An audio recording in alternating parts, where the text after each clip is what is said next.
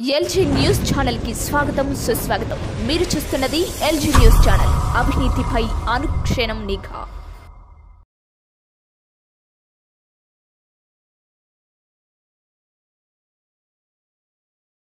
2 లక్షల మంది పిల్లలకి మనం రైస్ మిడ్ డే మీల్స్ లో మనకి అందజేయడం జరుగుతుంది। అట్లాగే అంగన్వాడీస్ ద్వారా గర్భిణీ స్త్రీలు బాలింతలు పిల్లలకి కూడా ఆహార సరఫరా వండిన ఆహారం తర్వాత డ్రై రేషన్ రెండు కూడా ఇవ్వడం జరుగుతుంది।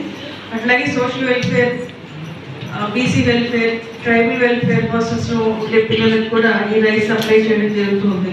అయితే అది చాలా వరకు అరికట్టడం జరిగింది। మేము కూడా అధికారులు ఫీల్డ్కి ఇన్స్పెక్షన్కి వెళ్ళినప్పుడు అది గమనించడం కూడా జరిగింది।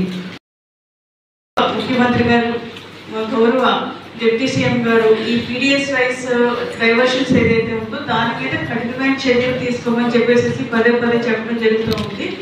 అది మా సైడ్ నుంచి డిస్ట్రిక్ట్ అడ్మినిస్ట్రేషన్ సైడ్ నుంచి కూడా మేము కట్టుబడి ఉన్నాం।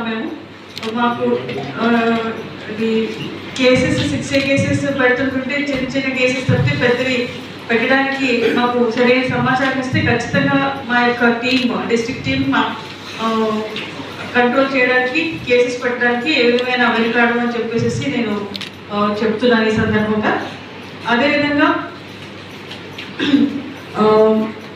స్పెషల్ కౌంటర్స్ 22 స్పెషల్ కౌంటర్స్ పెట్టడం జరిగింది। అంటే ఇప్పుడు ప్రైస్ రైస్ అనేది కన్జ్యూమర్ ప్రైస్ ఇండెక్స్ని ప్రైసెస్ కొన్ని కమాడిటీస్ పెరగడం జరుగుతూ ఉంది। అయితే దీనికి మనం ఆల్రెడీ 2-3 నెలలుగా 22 సేల్ పాయింట్స్ స్పెషల్ కౌంటర్స్ పెట్టి వినియోగదారులకి అవసరమయ్యే టమాటాస్ ఉల్లిపాయలు రైస్ తర్వాత ఆయిల్ ఇవన్నీ కూడా మనం అందుబాటులోకి తేవడం జరిగింది। వీటితో పాటు ఈ కమాడిటీస్తో పాటుగా అదర్ కమాడిటీస్ కూడా ప్రైస్ ఎట్లా నడుస్తుంది అనేది టైం టు టైం మన సైడ్ నుంచి మనం మానిటర్ చేస్తూ ఉన్నాము। అడల్టరేషన్ ఆఫ్ ఫుడ్ ముఖ్యంగా ఈ స్ట్రీట్ ఫుడ్ కానీ కొన్ని రెస్టారెంట్స్లో కానీ కంటామినేటెడ్ ఫుడ్ లేకపోతే పాడైపోయిన ఫుడ్ కూడా జరగడం జరిగింది। అలాగే మున్సిపల్ కమిషనర్స్ తర్వాత ఈవో ఆర్టీస్ కూడా మనం వారిని యాక్టివేట్ చేసి అడల్టరేషన్ జరగకుండా స్పూరియస్ ఆయిల్స్ చేస్తున్నాం। అదేవిధంగా ఈ కంపెనీ అంతటి మేము రిక్వెస్ట్ చేసేది ఏంటంటే ఎక్కడైతే పెద్ద ఎత్తున అంటే ఇప్పుడు ఈ డైవర్షన్ ఆఫ్ పీడిఎస్ రైస్ అనేది కింద ఎఫ్పీ షాప్స్ అనేది చాలా లాస్ట్ లెవెల్ ఆఫ్ డైవర్షన్, అక్కడ మనకి చిల్లరగా జరుగుతూ ఉంటుంది। కన్జ్యూమర్స్ తీసుకుని కార్డు హోల్డర్స్ వాళ్ళు తీసుకుని వెనక్కి ఇవ్వడం అనేది ఒకటి, అట్లా కాకుండా పెద్దగా మరి ఇదంతా తీసుకుని పెద్ద ఇల్లు ఎవరైతే డీలర్స్ ఉంటారో అలాంటి అగ్రిగేటర్స్ వారి యొక్క సమాచారాన్ని మాకు తెలియపరచండి। We definitely take action in all those people.